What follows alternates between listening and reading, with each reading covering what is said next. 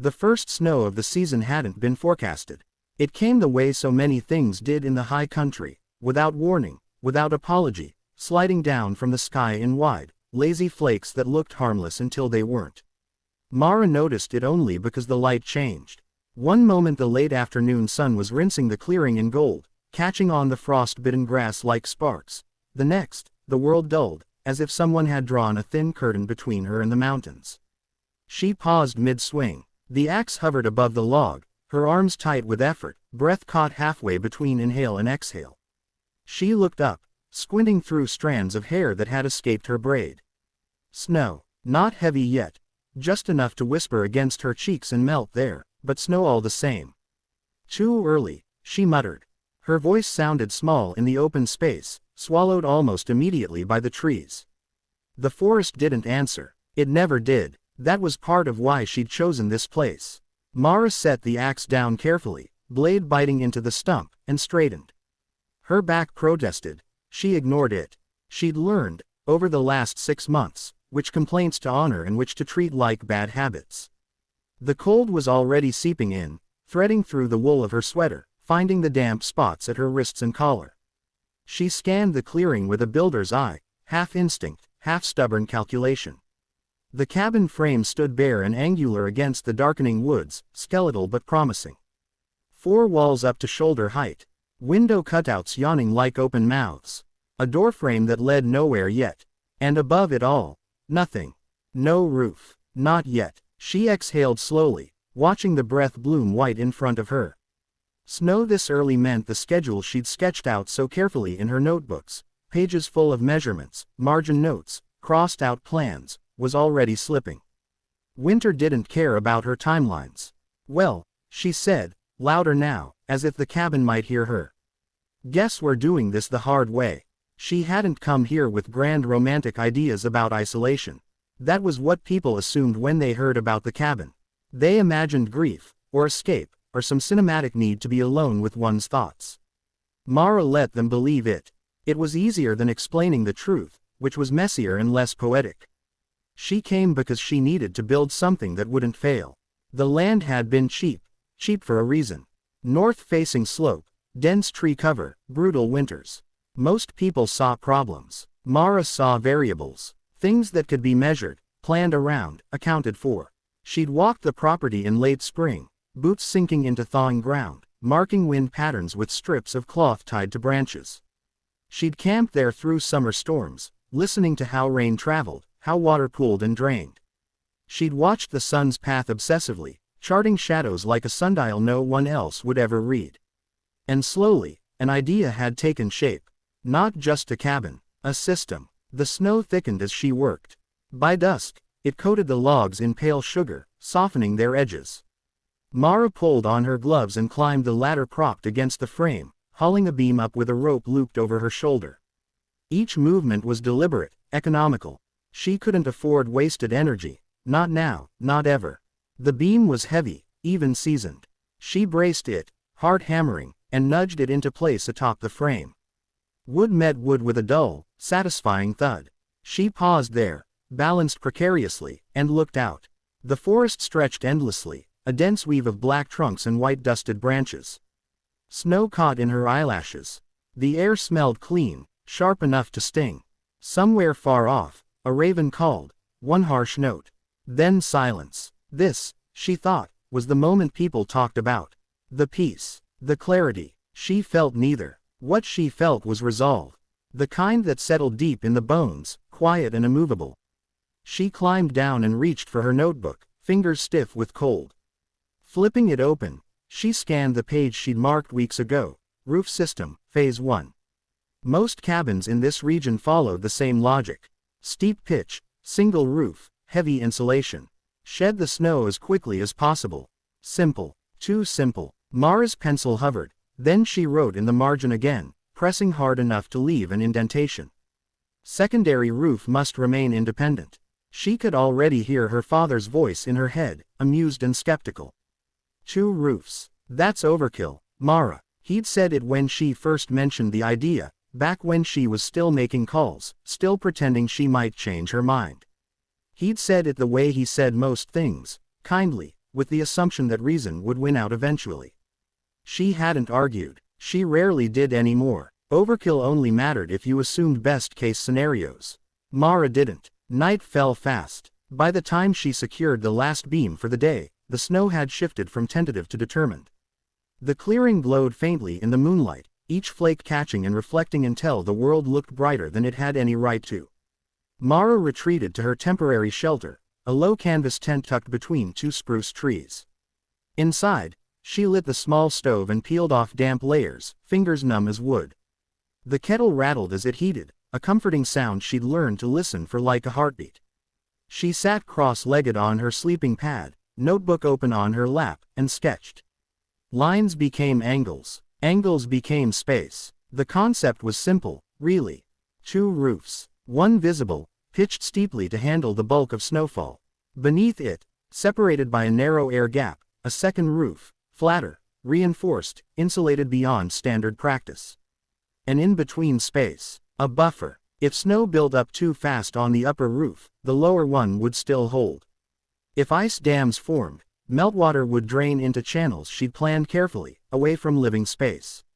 The trapped air between layers would act as insulation, reducing heat loss and preventing the freeze-thaw cycles that destroyed so many mountain cabins.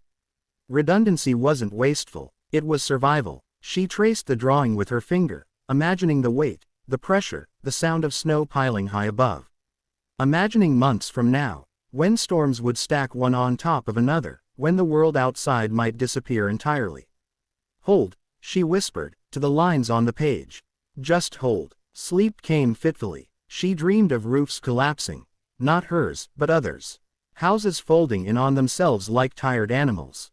She woke once, heart racing, convinced she'd heard a crack, a groan of splitting timber. It was only the trees shifting under snow load, a long, slow sigh. By morning, the storm had settled in for real. Mara unzipped the tent and stepped out into a transformed world. Snow blanketed everything. Logs, tools, the half-built cabin, erasing sharp edges, smoothing mistakes. It was beautiful in a way that almost hurt. It was also a warning. She worked anyway. The cold was a living thing now, biting, persistent. Her breath smoked constantly. She cleared snow from the frame, brushed it from the stacked lumber, moved with a steady rhythm that kept fear at bay. As she worked, she remembered other winters. A different house, a different roof. She'd been 17 when it happened. The storm that came out of nowhere, dumping snow so heavy it bent trees and snapped power lines.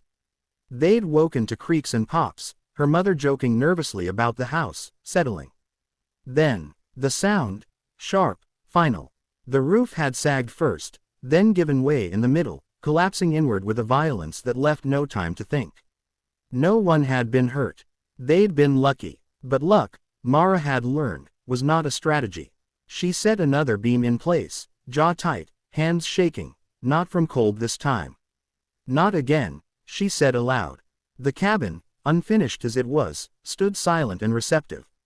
By late afternoon, the snow eased. Clouds thinned, revealing a pale sky washed clean. Mara stepped back from the frame, exhaustion pressing down like another layer of winter. She tilted her head, imagining what wasn't there yet. Two roofs. Most people would never notice.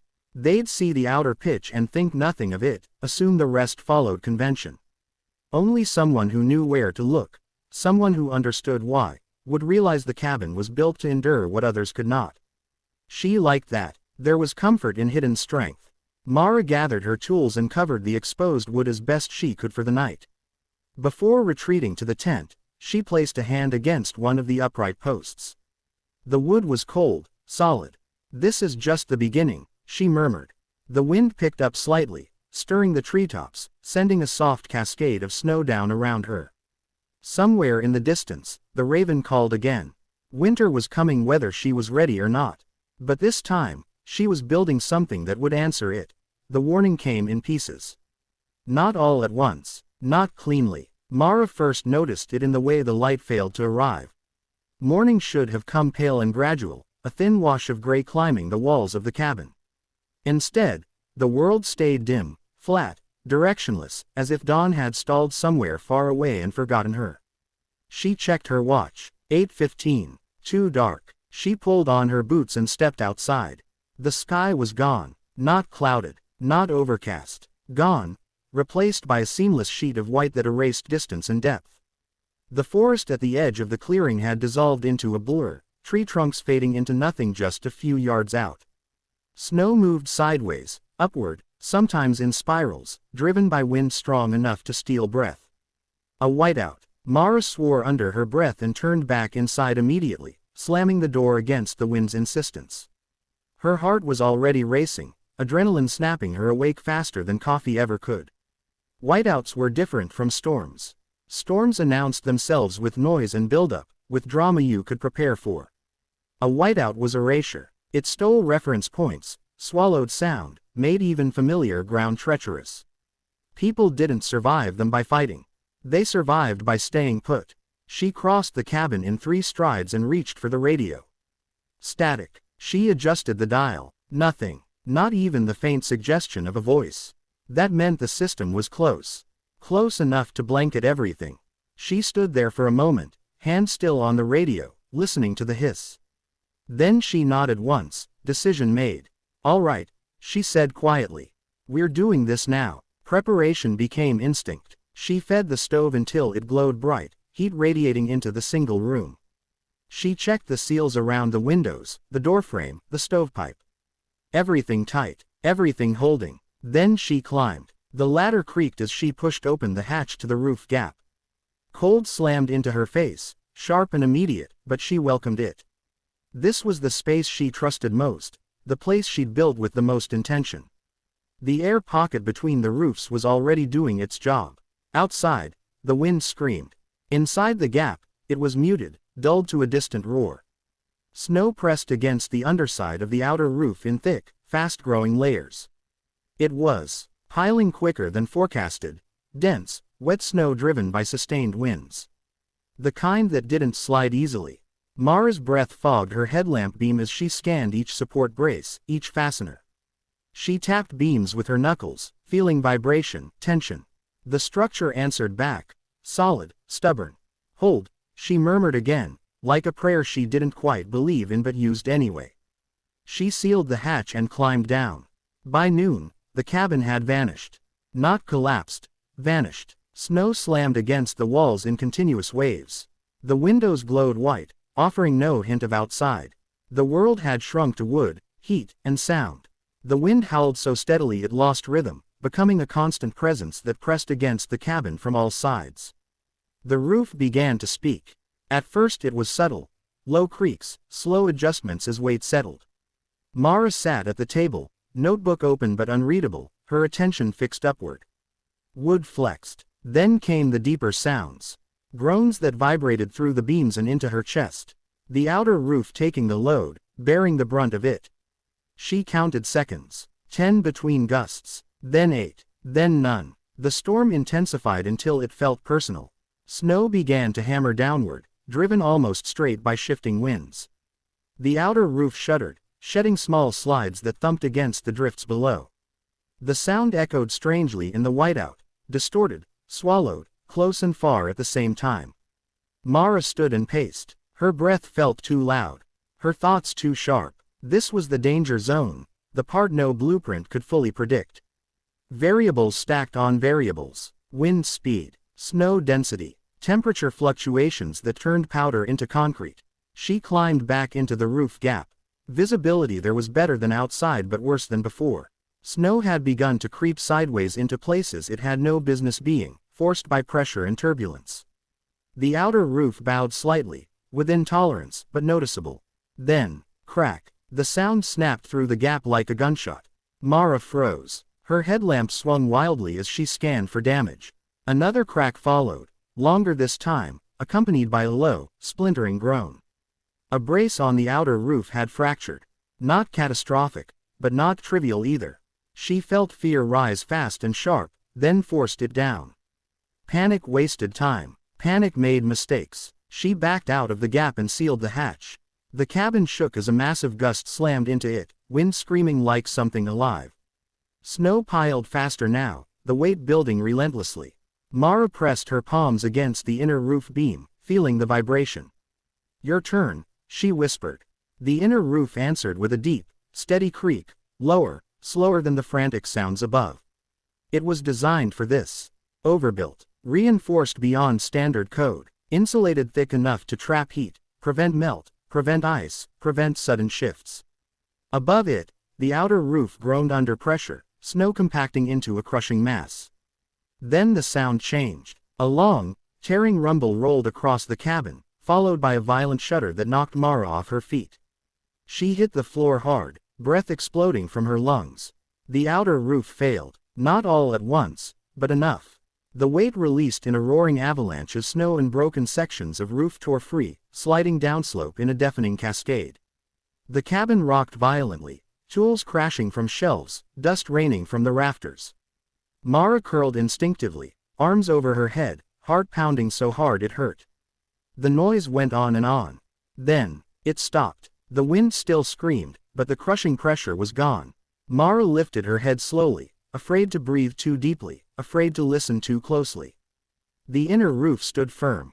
No sagging, no cracking, no leaks. She laughed, raw, disbelieving, then swallowed it back as the storm reminded her it wasn't finished yet. Outside, the whiteout worsened. Snow buried the remains of the outer roof completely, sealing the cabin in drifts that climbed past the windows, past the eaves. The door disappeared beneath a wall of white. Mara realized something then, quietly, without drama. She was entombed, not trapped yet, but enclosed. The cabin now existed as a pocket of warmth inside a frozen mass. Ventilation mattered, heat mattered, time mattered. She checked the stove, adjusted airflow, conserved fuel. Hours passed without markers. The whiteout erased time as effectively as it erased distance. Day and night blended into the same glowing white beyond the walls. Mara dozed in fragments, waking to new sounds, the soft settling of snow, the distant boom of shifting drifts, the constant wind. Once, the cabin creaked sharply enough to jolt her upright. She climbed to the roof gap again. Snow pressed hard against the outer layer's remains, but the inner roof held strong, shedding nothing, accepting the load evenly. The trapped air space was doing exactly what she designed it to do, buffering temperature, preventing sudden thermal shifts that could fracture beams. She rested her forehead against the wood, breathing slowly. Good, she whispered. The whiteout lasted 36 hours. When it finally broke, it did so without warning. Light returned suddenly, blinding after so much nothing. The wind died almost instantly, leaving a silence so complete it rang in her ears. Mara dug. She tunneled her way out through the buried door, emerging into a landscape she barely recognized. Snow sculpted everything into soft, alien shapes. Trees bent low, some snapped entirely. The remains of the outer roof lay buried downslope, sacrificed exactly as intended. The inner roof rose clean and solid above the cabin, untouched. Mara stood there, chest heaving, exhaustion finally catching up to her. This wasn't theory anymore. This wasn't overengineering. This was survival. She placed a hand on the wall, feeling the solid resistance beneath her palm, and let out a breath she'd been holding for days.